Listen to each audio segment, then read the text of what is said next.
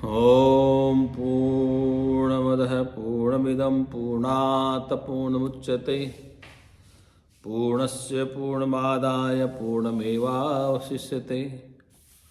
ओम शांति शांति शांति। प्रियात्मन, आज प्रातःकाल की सत्संग सभा में हम पुनः जो मुंडकोपनिषद का स्वाध्याय चल रहा था उसमें जो श्लोक नंबर 12 तक हमने कल करवा दिया था। आज श्लोक नंबर 13वां है। जब वह जिज्ञासु उस ब्रह्मवेता गुरु की शरण में आ जावे, अर्थात अपने जीवन का कल्याण करने के लिए अपने गुरु की शरणागति हो जावे, तो गुरु के लिए उपदेशन की एक विधि है जो वेद में उल्लिखित है। उसमें व्याख्यान दिया है वेद के ऋषि ने। तस्मै से विद्वान नुपस्नाय सम्यक प्रशांत चित्ताय क्षमावंताय हीनाक्षरम पुरुषम वेद सत्यम प्रवाच्यताम तत्वतो ब्रह्म विद्याम। अब वेद के ऋषि कहते हैं कि जो जिज्ञासु उस ब्रह्मनिष्ठ गुरु की शरण में आ जावे और विद्वान गुरु अपने समीप आए, उस पूर्णतया शांत चित्त एवं जितेंद्रिय शिष्य को, जो इंद्रियों पर विजय प्राप्त कर चुका, जितेंद्रिय अर्थात इंद्रियों पे जीत चुका है, जिसकी इंद्रियां संयम में है, शिष्य को उस ब्रह्म विद्या का तत्वतः उपदेश करे, जिससे उस सत्य और अक्षर पुरुष का ज्ञान होता है, जिससे उस विद्या से ही सत्य और अक्षर पुरुष का ज्ञान होता है। कहने का तात्पर्य है कि वो सम्यक पूर्वक विद्वान शांत चित्त जितेंद्रिय जब गुरु की शरणागति होता है तो उस शरण में आए हुए उस शिष्य को, जो ब्रह्मवेता तत्ववेता गुरु है, ब्रह्म विद्या का उपदेश करे, जिससे कि उसको उस सत्य और अक्षर पुरुष का ज्ञान होता है। तो ये प्रथम मुंडक का प्रथम था, तो पूर्ण हो गया। अब द्वितीय मुंडक का प्रथम गण प्रारंभ होता है। यह कहा है कि अपरा विद्या का सारा कार्य रहा, कहा यहाँ तक अपरा विद्या। कब सारा कार्य कहा गया? अपरा विद्या मतलब जिसके द्वारा उस ब्रह्म को, उस सत्य को जानने का प्रयास किया जाए। उसमें मन बुद्धि चित्त इत्यादि, शरीर इत्यादि, पंचेंद्रिया, कर्मेंद्रिय, अंतःकरण, ये सब अपरा विद्या है। अब यहाँ कहा कि ये संसार उसका जो सार है, जिससे अपने मूलभूत अक्षर से वह उत्पन्न होता है और जिसमें उसका लय होता है, वह पुरुष संज्ञक अक्षर ब्रह्म ही सत्य है, जिसका ज्ञान होने पर वह सब कुछ जान लिया जाता है। पराविद्या का विषय है, उसे बतलाना इसलिए आगे का ये ग्रंथ प्रारंभ किया जाता है कि जो पराविद्या है, जिसको ब्रह्म विद्या कहते हैं, अग्नि से स्फुलिंग समान ब्रह्म से जगत की उत्पत्ति। जैसे अग्नि है, स्फुलिंग के समान अग्नि से चिंगारी उत्पन्न होती, ऐसे ही जगत की उत्पत्ति ब्रह्म से बताई है। कहा गया है कि वह ये अक्षर ब्रह्म सत्य है। जिस प्रकार अत्यंत दीप्त अग्नि से उसी के समान रूप वाले हजारों चिंगारियां निकलती हैं, हे सौम्य, उसी प्रकार इस अक्षर से अनेकों भाव प्रकट होते हैं और उसी में लीन हो जाते हैं। उसी अक्षर से अनेकों भाव, जैसे अग्नि से चिंगारियां निकलती, इसलिए उसी अक्षर ब्रह्म से अनेक चिंगारियां निकलती हैं और उसी में लीन हो जाती हैं। कहने का तात्पर्य है कि जैसे मिट्टी से उत्पन्न सकोरा, दीपक, मटका इत्यादि उसी से उत्पन्न होते हैं और उसी में लय हो जाते हैं। सोने से बने जितने आभूषण हैं सोने से निर्मित हैं और अंतोगतवा सोने में लय हो जाते हैं। ऐसे चीनी मिट्टी के बने हाथी घोड़े चीनी मिट्टी से बनते हैं, उसी में टूट के ले हो जाते हैं। ऐसे होली दीपावली पे हम घरों में जो खिलौने लाते हैं, चीनी का गणेश, चीनी का हाथी, वो चीनी के होते हैं। तो एक दिन पूजा करते हैं, उसके बाद उन सबको चाय में डाल देते हैं, तो हाथी घोड़े गणेश सब पिघल जाते हैं। और चीनी में थे, चीनी में ही ले हो गए। ठीक इसी प्रकार से ये जगत है, जैसे आग की चिंगारियाँ होती हैं और आग में उत्पन्न होते हैं, उसी में लय हो जाती है। इसी प्रकार जगत ब्रह्म से उत्पन्न है, ब्रह्म में लय हो जाता है। ऐसा ये मुंडक ऋषि कहते हैं, ऋषि। अब कहा है कि श्लोक नंबर 2 में ब्रह्म का पारमार्थिक स्वरूप क्या है। ब्रह्म जो उसका पारमार्थिक स्वरूप क्या है? दिव्यो हय मूर्त पुरुष सभयाभंतरो हय अप्राणो हयमान शुभ्रो अक्षरात् परम पर है। वह अक्षर ब्रह्म, अक्षर क्षर मन जिसका नाश होता है, अक्षर जिसका नाश नहीं होता। निश्चय दिव्य, दिव्यो अमूर्त, अमूर्त है पुरुष, बाहर भीतर विद्यमान, बाहर भी है और भीतर भी विद्यमान है। अजन्मा अप्राण, जिसमें प्राण नहीं है।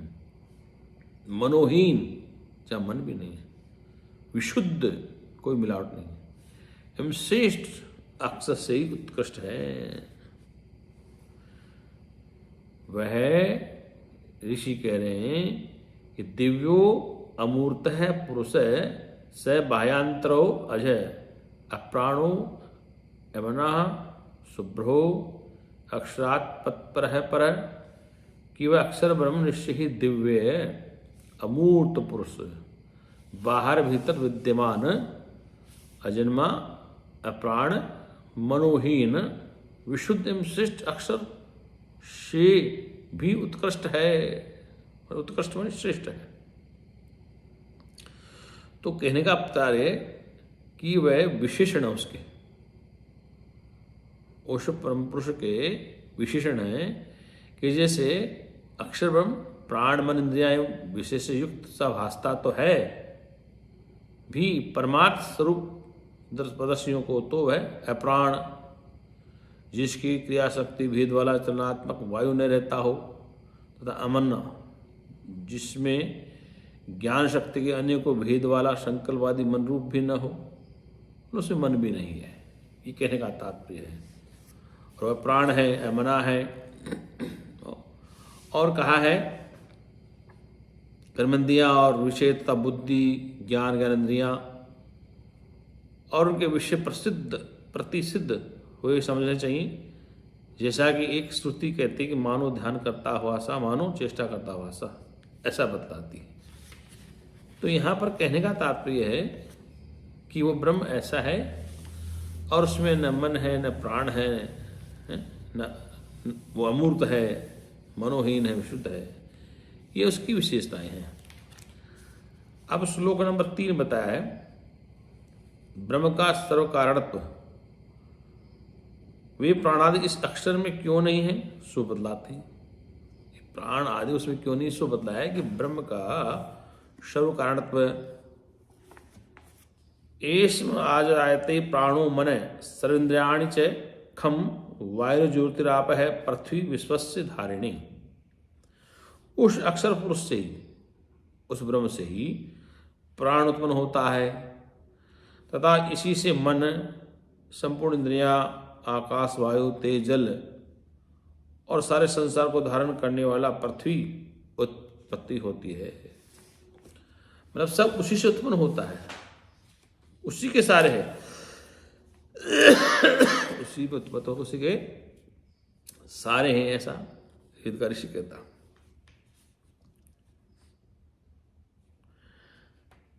अब यहाँ का निरुपाधिक विशुद्ध ब्रह्म में किसी भी विकार की उत्पत्ति संभव नहीं है। जब उससे किसी की उत्पत्ति प्रतिपादन किया जाएगा तो उसमें अविद्या या माया के संबंध का आरोप करने के ही किया जाएगा, मतलब वो माया के संबंध से होगा।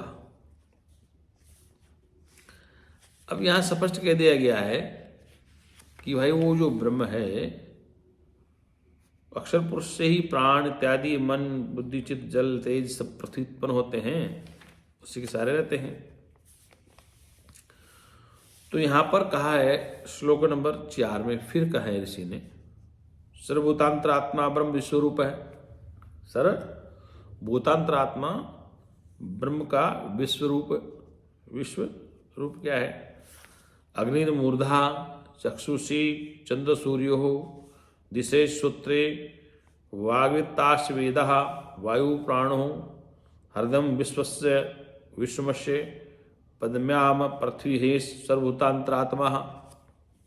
अब यहाँ ऋषि कह रहे हैं अग्नि जिसका मस्तक है धूलोक, चंद्रमा और सूर्य नेत्र हैं, उस ब्रह्म का अग्नि मस्तक है, चंद्रमा और सूर्य दो नेत्र हैं, दिशाएं कर्ण हैं, दिशाएं उत्तर पूर्व दिशाएं कर्ण हैं, प्रसिद्ध वेदवाणी है, वायु उसका प्राण है, सारा विश्व जिसका हृदय है, और जिसके चरणों से पृथ्वी प्रकट हुई है, वह देव संपूर्ण भूतों का अंतरात्मा है। ऋषि ने स्पष्ट कह दिया कि भाई ब्रह्म कैसा है, तो कहते हैं कि अग्नि जिसका मस्तक है, सूर्य चंद्रमा जिसकी आंखें हैं, नेत्र हैं, दिशाएं कर्ण हैं, प्रसिद्ध वेदवाणी है, वायु उसका प्राण है, सारा विश्व जिसका हृदय है, सारा विश्व ही जिसका हृदय है, जिसके चरणों से पृथ्वी प्रकट हुई है, वह देव संपूर्ण भूतों का अंतरात्मा है। कहने का तात्पर्य असो वाव लोको भूतमागनी। तो कहने का तात्पर्य यह है कि वह समस्त जगत का जिसका हृदय अंतःकरण है, समूह जगत अंतःकरण का ही विकार है, क्योंकि सुसुप्ति में मन ही में उसका प्रलय हो जाता दिखता है, और जागृत अवस्था में अग्नि से स्फुलिंग के समान उसी से ही निकलकर स्थित होता देखा है, तो जिसके चरणों से पृथ्वी उत्पन्न हुई है। ये त्रिलोक के देहोपाधिक प्रथम शरीरी अनंत देव विष्णु ही समस्त भूतों का अंतरात्मा है। ब्रह्म ही स ही सर्वभूतेषु तिष्ठा श्रोता मंता विज्ञाता सर्वकारणात्। स ही सर्वभूतेषु दृष्टा श्रोता मंता विज्ञाता सर्वकारणात्मा पंचाग्निद्वाराणि च या संसारन्ति परिस्था अपि तस्मादेव पुरुषजात पंजायन्ते प्रचुते। अब अगला श्लोक नंबर 5, इसमें ऋषि कह रहे हैं अक्षर पुरुष से चराचर की उत्पत्ति का क्रम, जो अक्षर पुरुष है उसी चराचर, चर और अचर, जड़ और चेतन की उत्पत्ति का क्रम।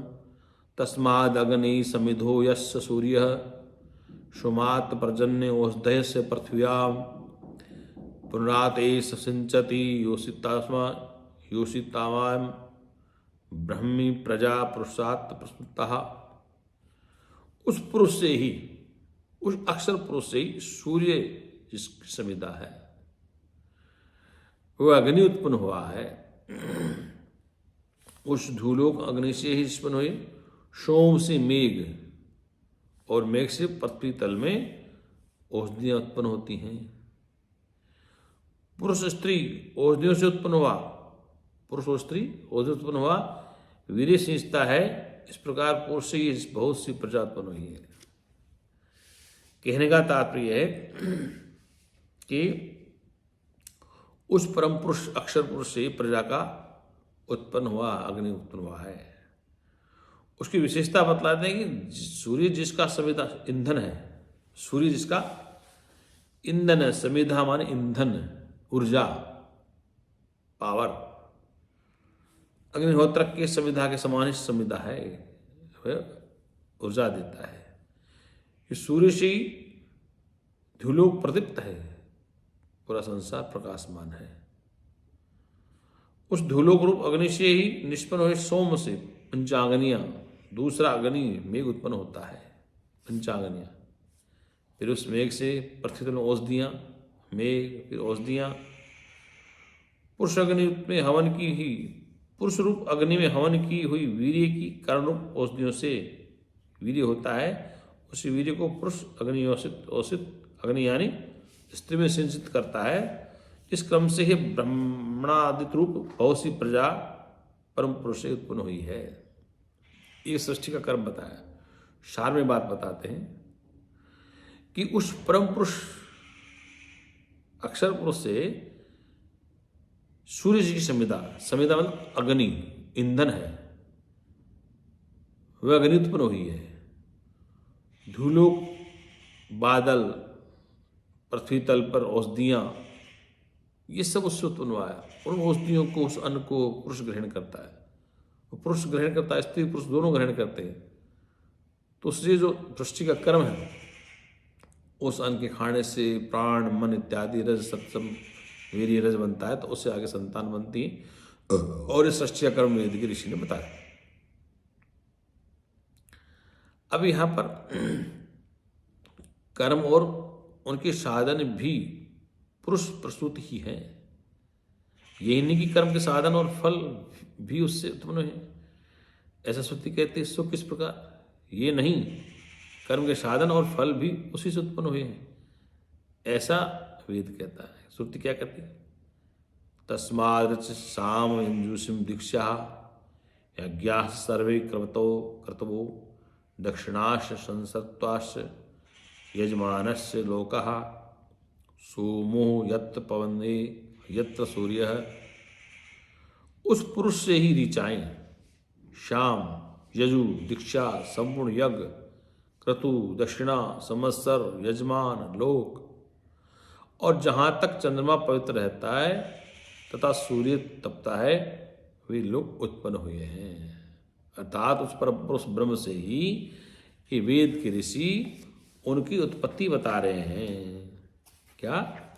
उनकी उत्पत्ति बता रहे हैं। अब कहने का अभिप्राय यह है कि ये जो सृष्टि का जो क्रम बताया है, क्या बताया? सृष्टि का जो क्रम बताया है, उस क्रम से इस मुंडकोपनिषद से ये प्रतीत होता है कि अंगिरा का उत्तर दो प्रकार के विद्वानों का चल रहा था। तो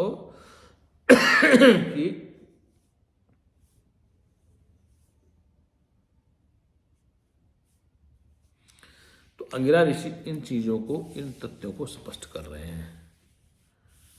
और ये आज हमने आपको श्लोक 6 तक इसका स्वाध्याय करवा दिया है। श्लोक छोटे हैं, एक अर्थ बड़ा गंभीर है। जो नाविक के तीर दीखन में छोटे लगे फगाव करे गंभीर। अब यहां है एक श्लोक और ले लेते हैं। तस्मात् देवा बहुधा संप्रुषता सद्या मनुष्या पशवो वयामि प्राणापानो व्रीहो तपश्च श्रद्धा सत्यम ब्रह्मचर्य विदिश्च। उससे ही कर्म के अंगभूत, उससे अक्षर से बहुत से देवता उत्पन्न हुए तथा साध्यगण मनुष्य पशु पक्षी प्राण अपान व्रीहि यव तप श्रद्धा सत्य ब्रह्मचर्य और विधि, ये सब भी उसी से उत्पन्न हुए हैं। कहने का तात्पर्य कि उस अक्षर से ही ये सब कुछ उत्पन्न हुआ है। इसलिए हम सबको इस बात का ज्ञान होना चाहिए कि उन ऋषियों की हम पे कितनी कृपा है, महापुरुषों की, जिन्होंने इस गूढ़ रहस्य को समझकर श्रुतियों के माध्यम से हमें इस बात का बोध कराने का प्रयास किया कि जीव का कल्याण कैसे हो, जीव अपने दुखों से निवृत्त कैसे हो। तो सृष्टि का रहस्य बताया, उसकी उत्पत्ति बताई, और आगे श्लोकों में और कुछ चर्चा अंग्रेजी ऋषि करेंगे। कल का सत्संग फिर आपसे मुलाकात होगी। सभी सत्संग प्रेमियों से निवेदन है कि जिनको ये ब्रह्म विद्या, ये ब्रह्म ज्ञान जिसको समझ में आ रहा है, वह हमारे चैनल को सब्सक्राइब करें और इस चैनल को लगातार चलाने के लिए अपना आर्थिक सहयोग भी देते रहे। ओम शांति शांति शांति।